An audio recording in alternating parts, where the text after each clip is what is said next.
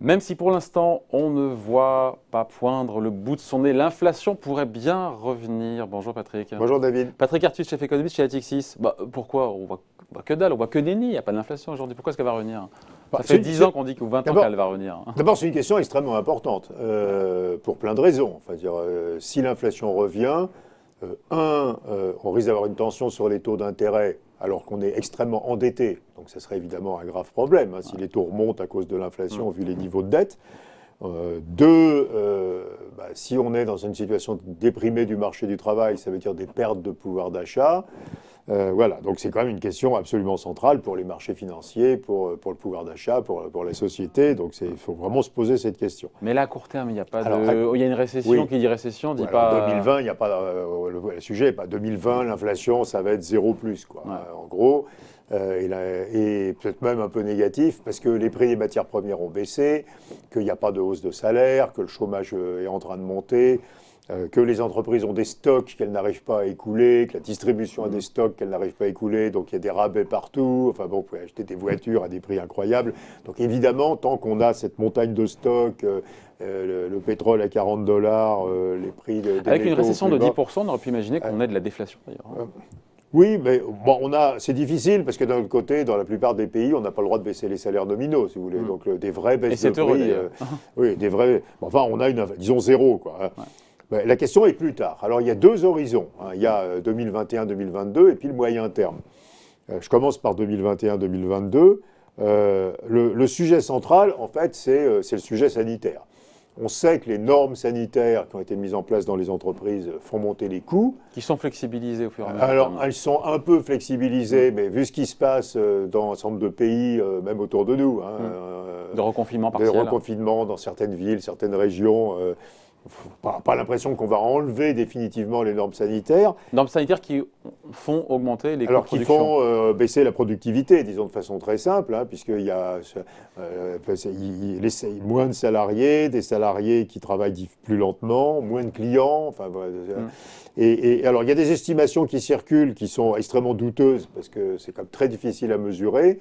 Mon estimation, mais c'est très très compliqué, donc c'est un ordre de grandeur, pour l'ensemble de l'économie française, mais c'est vrai ailleurs, il y aurait une perte de productivité de 5 à 6% pour l'ensemble de l'économie à cause des normes sanitaires.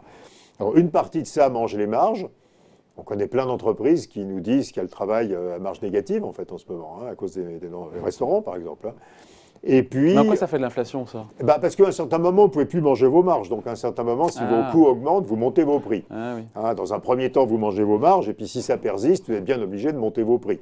Vous n'avez pas sans doute noté que votre coiffeur, probablement, a monté ses tarifs et que votre garagiste l'a fait. Les prix de la construction sont en train de monter. Les prix des logements nouveaux seront plus élevés. C'est le fait de répercuter. Voilà, on répercute une partie. Voilà. Donc ça, c'est 2021. Donc c'est difficile à prévoir. Si on a un vaccin très vite, on enlèvera les normes sanitaires et il y aura très très peu d'inflation supplémentaire. Et s'il n'y a pas de vaccin très vite, on maintiendra les normes sanitaires et on aura un peu d'inflation en plus. On n'est pas en train de parler de grand-chose. Je crois la fourchette d'inflation pour la zone euro en 2021, c'est quelque part autour de 1,5%. Donc il n'y a pas de sujet. Et 1,5, c'est pas zéro. Et alors ça veut dire par exemple que si les taux d'intérêt sont toujours à zéro, ça fait des taux d'intérêt réels à moins 1,5, ce qui est quand même un vrai sujet. Alors, plus moyen terme. Alors, moyen terme, là, je suis persuadé par contre on va avoir de l'inflation. Et alors là, on ne parle pas de 1,5, on parle de nettement plus. Trois raisons à ça. Alors c'est moins vrai en France, mais quand même, des revendications salariales qui seront satisfaites. Alors, prenez l'exemple des États-Unis. Les marchés financiers n'ont pas du tout l'air de s'intéresser à l'élection de Joe Biden. On voit très peu d'articles dans la presse anglo-saxonne sur ça. Biden prévoit de doubler le salaire minimum fédéral. Alors, ce qui n'aboutit pas à un doublement de salaire minimum, parce qu'il y a des normes d'État plus favorables, mais enfin, ce qui aboutit au moins à 50% d'augmentation du salaire minimum, qui mettrait le salaire minimum américain au niveau du salaire français par rapport au salaire médian. C'est une révolution, ça. Ben, c'est monstrueusement inflationniste, parce que Ouais. les salariés au salaire minimum, comme dans tous les pays, ils sont dans des services où il y a très peu de gains de productivité, donc ça fait monter les prix des services, quoi. Probablement, regardez ce qui s'est passé en Allemagne à partir du moment où il y a eu la grande coalition, hein, CDU, SPD, les salaires sont mis à accélérer de façon très très importante, mise en place du salaire minimum, hausse rapide des salaires, etc. Donc on a quand même sans doute à un certain moment des rattrapages salariaux dans pas mal de pays. Enfin, pour autant, l'inflation en Allemagne n'a pas explosé non plus. Hein. Non, mais il y a un environnement qui était... il y a eu la baisse des prix du pétrole. Mais enfin, on voit bien, les coûts salariaux en Allemagne augmentent de 3% par an. Hein. Donc à un certain moment, ça fera de l'inflation.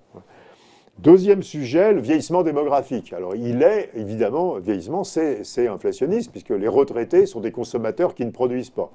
Et comme le vieillissement est un phénomène mondial, hein, il y a très peu de pays qui y échappent. Hein, il y a un peu l'Asie du Sud et quelques pays musulmans, mais enfin c'est la norme mondiale, y compris en Chine, y compris en Amérique latine, c'est le vieillissement. Bah, vous avez de plus en plus de consommateurs par producteur, et donc évidemment ça fabrique de l'excès de demande, hein, et qui est inflationniste. Alors on ne l'a pas vu au Japon, parce qu'au Japon, en même temps, on a totalement déréglementé le marché du travail. Hein, mais ça, c'est quelque chose qui est maintenant derrière nous. Et donc, il y aura de l'inflation liée au vieillissement. Et puis, troisième sujet, bah, c'est un sujet tout à fait central dans les débats aujourd'hui, c'est relocalisation. Hein, on nous parle de régionalisation des chaînes de valeur. Si on produit en Europe et pas en Asie, on double le prix de production. Hein, donc, évidemment, les relocalisations, que ce soit stratégique ou pour les raisons de sécurité, sont inflationnistes. Ouais. Parce qu'on produit dans une zone où les coûts salariaux sont plus élevés. Si on fait de la production Europe pour le marché européen, on perd l'accès aux coûts bas de l'Asie, par exemple, hein, ou de l'Afrique. On gagne sur le transport. Oui, mais enfin, honnêtement, à nouveau, imaginez le prix de tout ce qu'on amène. Parce qu'on amène de Chine, alors la Chine, c'est un pays cher maintenant, mais pourtant, elle est toujours moitié moins. C'est dingue de dire ça, que la Chine est un pays cher. Par rapport au Vietnam, ou à l'Indonésie, ou aux Philippines, ou à l'Inde, voilà.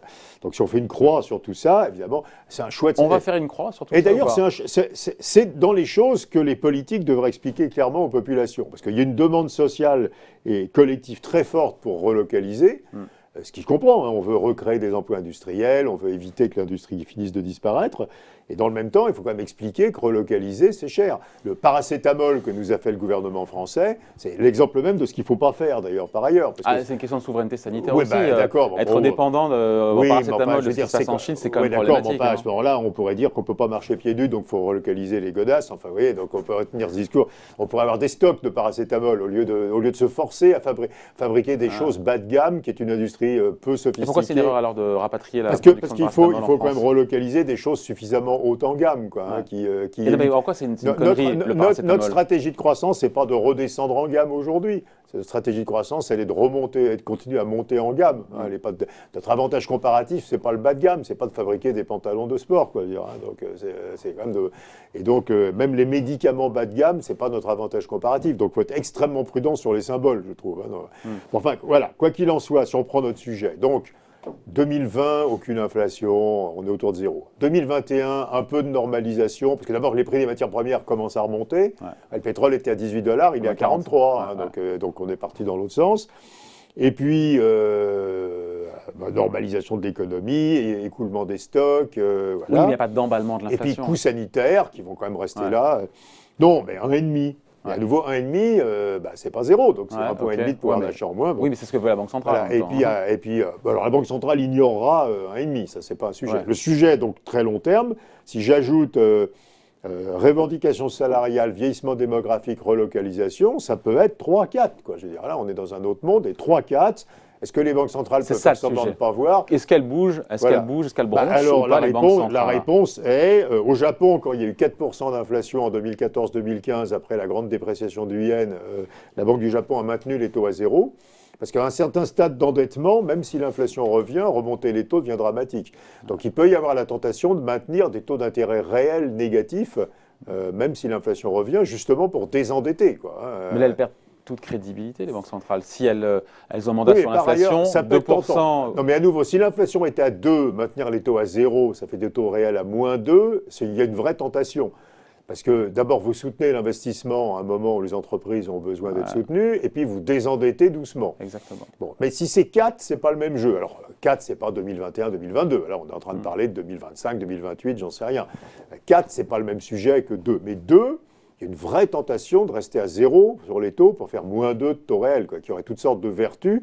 À part de tondre les épargnants, ça aurait quand même de très grandes vertus positives sur l'économie. Voilà, donc l'inflation va revenir pas tout de suite, progressivement, mais il pourrait y avoir une accélération à moyen terme. Oui. Et là, en fonction de la réaction des politiques monétaires et des banques centrales, des choses très différentes, parce que nos dettes sont calées sur des taux d'intérêt réels très bas, en fait. Elles ne sont pas calées sur des taux d'intérêt réels normaux. Bon, on ne pourra pas dire qu'on ne vous a pas prévenu. On en a parlé, en tout cas, on en aura parlé. Merci beaucoup, Patrick. Merci, David.